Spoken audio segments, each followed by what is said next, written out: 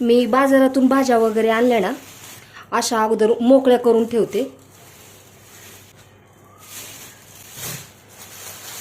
त्याच्यावरती जो ओलसरपणा असतो तो सुकून सुद्धा जातो.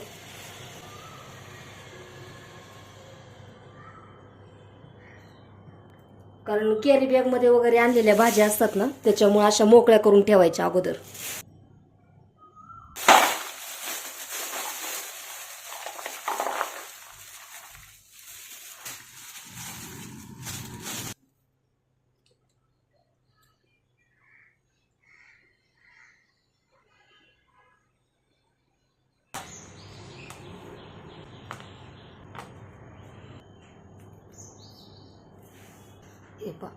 अशा व्यवस्थित भाज्या ठेवल्या ना की मग आपल्याला 8 दिवस व्यवस्थित जातात, 8 ते 10 दिवस.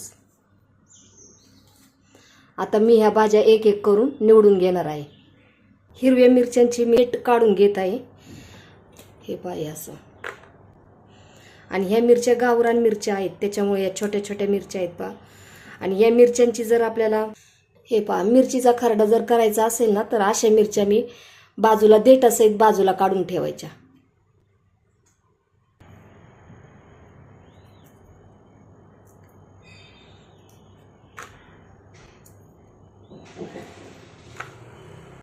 भाज्या अशा सुरुवातीला पसरून ठेवल्या ना की नंतर मग त्याच्यावरचं पाणी पण सर्व निघून जातं आणि सुकतात ते व्यवस्थित. अशा पाणी राहत नाही त्याच्यामध्ये, म्हणजे मग ते फ्रीजला सुद्धा व्यवस्थित राहतात.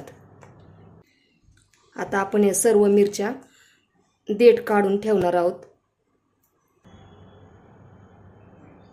आता या भाज्या फ्रीजमध्ये ठेवताना त्या स्टोअर कसे करते मी, फक्त 8 दिवसांच्याच भाज्या आणते, नाहीतर मग 3 ते 4 दिवसांनी मी पुन्हा ताज्या भाज्या आणत असते.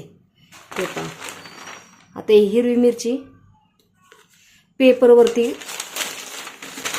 मी अशी गुंडाळून ठेवते, कारण याच्यामध्ये जर थोडासा ओलसरपणा राहिला असेल तर मग तो पेपरमध्ये व्यवस्थित त्या सुक्या होतात भाज्या, व्यवस्थित त्याला ओलावा राहत नाही. आणि त्याच्यानंतर मग अशा कागदात गुंडाळून मी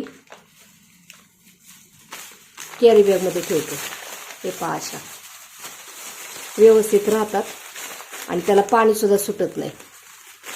या अशा पद्धतीने मग मी भाज्या व्यवस्थित ठेवते फ्रीजमध्ये. आता गवार आपल्याला लगेच लागत नसेल ना, पेपरमध्ये ठेवते. आता ही भाजी अशी याला पेपरमध्ये गुंडाळायची. लगेच मी निवडून अशा ठेवत नाही. ज्यावेळेस आपल्याला डब्याला पाहिजे असतील ना, त्यावेळेस मी आदल्या रात्री निवडून ठेवत असते.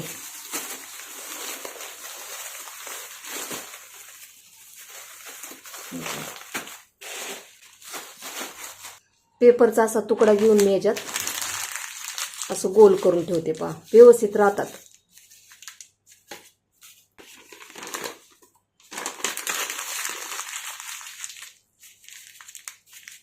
फ्रीजमध्ये आपण असं जर ठेवलं तर ते सुकून जातं, त्याच्यामुळं मग मी हे लिंबा अशी ठेवते. आणि याच्यातली जी कॅरी बॅग आहे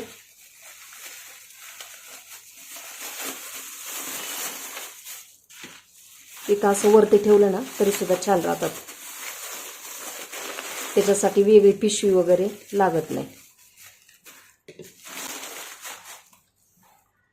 आता आपण अगोदर जी गवार होती ना, त्याच्यातून मी कवळी गवार काढून निवडून घेतली. पहा, ही अशी.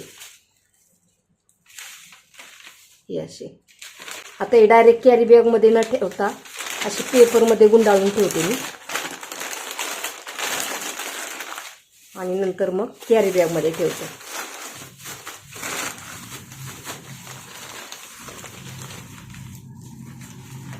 प्रत्येक भाजीला डबा ठेवते असं नाही. टोमॅटो वगैरे असतात, जाळीची भांडी जरी वापरली तरी सुद्धा चालते. मी अशीच ठेवते याच्यामध्ये. मग ही अशी जाळीत.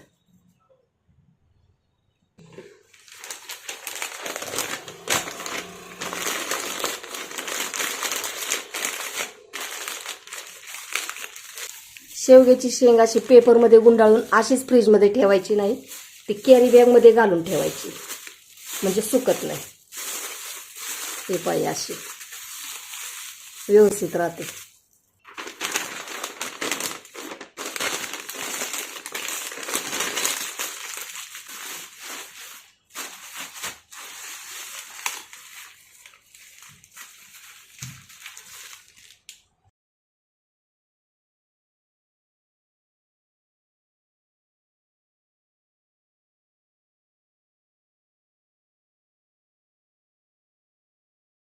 आता आपण मेथीची भाजी निवडून घेऊयात, कारण अशी जर फ्रीजमध्ये ठेवली तर त्याला आतल्या साईडनी भाज्या खराब होतात. त्याच्यामुळं मग बाजारातून आणली की लगेच आपण ही निवडून ठेवणार आहोत.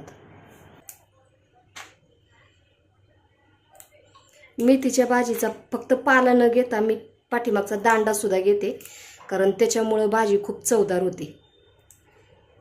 हे पहा, असा पाठीमागचा दांडा सुद्धा घेतला ना की मेथीची भाजी चवीला छान लागते.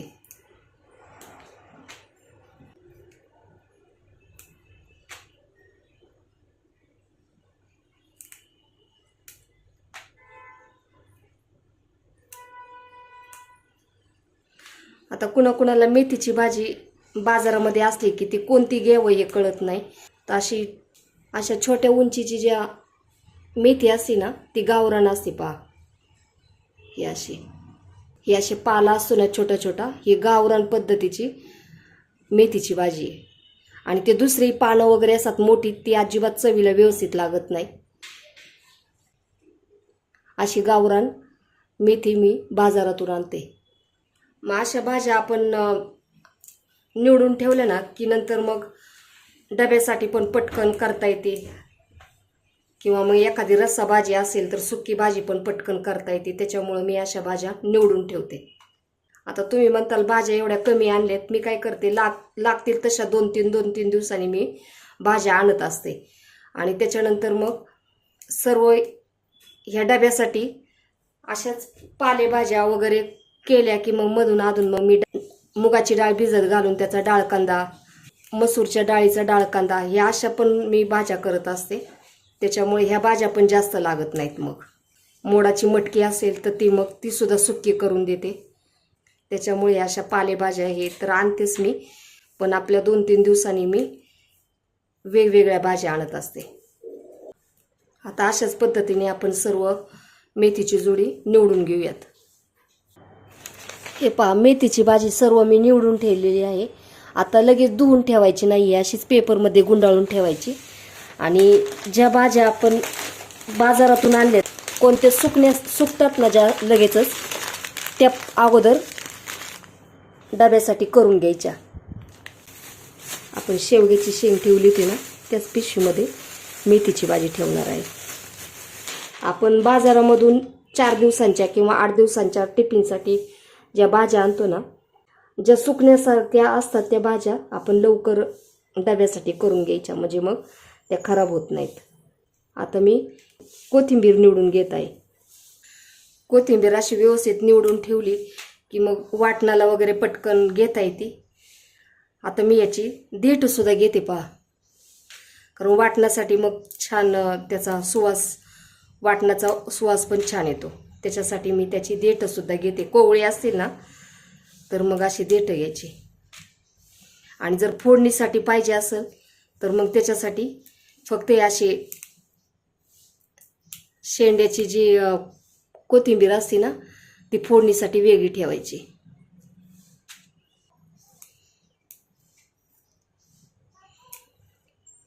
भाजी तयार झाली की त्याच्यामध्ये आपल्याला कोथिंबीर जर टाकायची असेल तर मग अशी निवडून ठेवली की पटकन चिरून त्याच्यामध्ये टाकता येते. त्याच्यामुळं मग मी अशी व्यवस्थित कोथिंबीर निवडून ठेवत असते. बाजारातून टोमॅटो, हिरवी मिरची आणि कोथिंबीर हे जे आपल्याला गरजेच्या वस्तू आहेत ना जास्त, त्या मी जास्त प्रमाणात आणून ठेवत असते. नंतर मग कोणती भाजी वगैरे संपलेली असेल तर मग मी अगदी 2-3 दिवसांनी मग वेगवेगळ्या ताज्या फ्रेश अशा भाज्या आणत असते.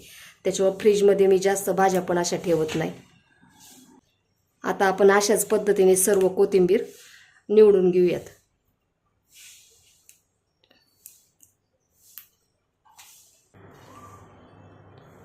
कोथिंबीरची भाजी सुद्धा मी अशी छान निवडून ठेवलेली आहे.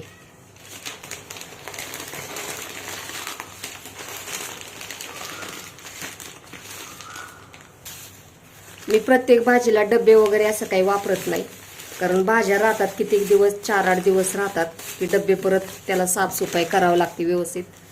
त्याच्यामुळे मी आपल्या ह्या अशा व्यवस्थित भाज्या ठेवते. 8 दिवस 10 दिवस छान राहतात ह्या. पहा, ह्या अशा बटाटे मी फ्रीजमध्ये कधीच ठेवत नाही. बटाटे आणले की हे असे मोकळे करून हवेशीर अशा दुरडीमध्ये ठेवत असते पहा. हे आपण भाज्यांबरोबर शेंगासुद्धा पाहिल्या, ह्यासुद्धा मी फ्रीजमध्ये ठेवत नाही. सर्व फॅमिली एकत्र असली की नंतर मग संध्याकाळच्या वेळेला हे सर्व भाजून सर्व एकत्र खात असतात. त्याच्यामुळे मी हे फ्रीजमध्ये ठेवत नाही.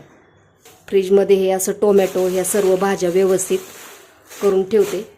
8 ते 10 दिवस अशा भाज्या आरामात व्यवस्थित टिकतात पहा. या फ्रीजमध्ये ठेवून देते.